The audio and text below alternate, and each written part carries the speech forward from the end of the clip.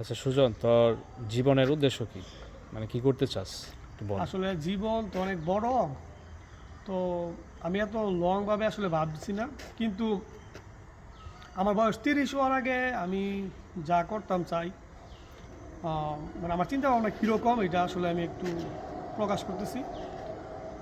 তো আমার চিন্তা ভাবনা হচ্ছে যে আমার এই 30-এর আগে আহ,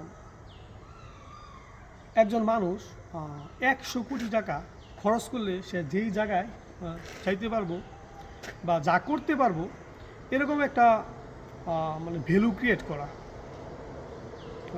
ধর, এটা আগামী 3 বছরের মধ্যে? হ্যাঁ, আগামী দিন মানে আমার বয়স 30 হওয়ার 30 আগে, হবে। এখন যেহেতু 27, 30-এর মধ্যে।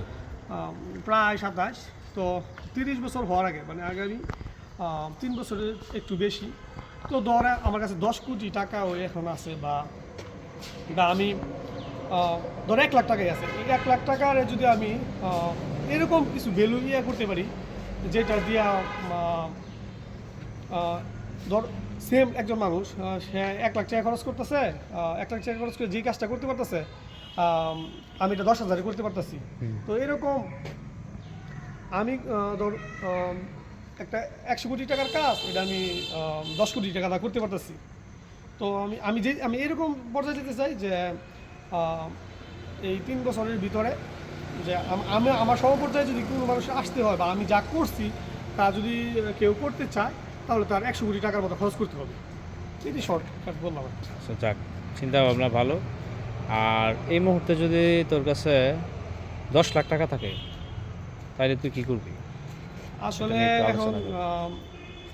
10 লাখ টাকা তো তেমন বড় কোনো অ্যামাউন্ট না, কিন্তু আবার অনেক বড় অ্যামাউন্ট। হ্যাঁ, অনেক ক্ষেত্রে বড় অ্যামাউন্ট, অনেক আবার ক্ষেত্রে বড় অ্যামাউন্ট।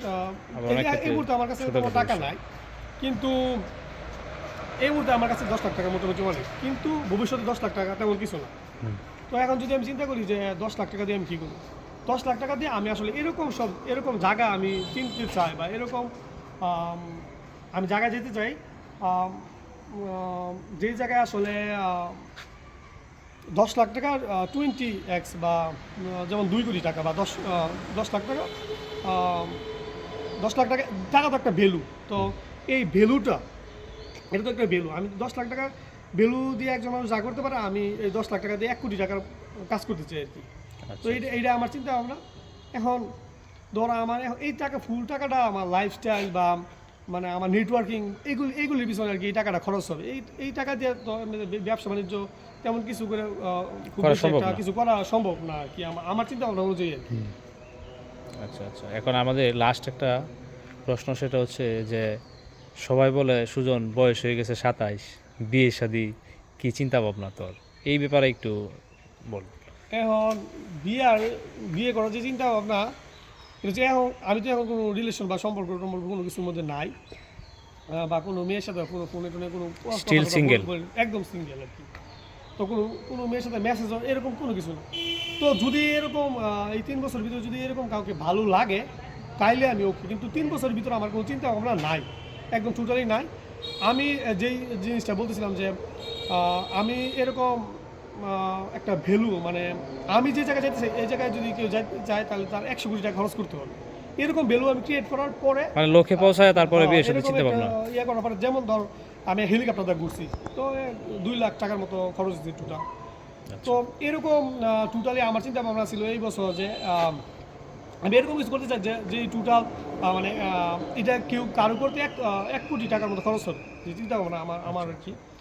তো এটা আমি মনে হয় না এই বছর আমি লক্ষ্য পূরণ করতে পারবো। তারপরও 40, 45 বা 50 লাখ টাকার মতো আমার চিন্তা ভাবনা আছে, যে বছরের প্রথম তো যেরকম চিন্তা ভাবনা করছিলাম, এখন এই চিন্তা ভাবনা মিলতেছে না আর কি। আচ্ছা। তো তারপরও এটা তো তোরা সবাই জানোস।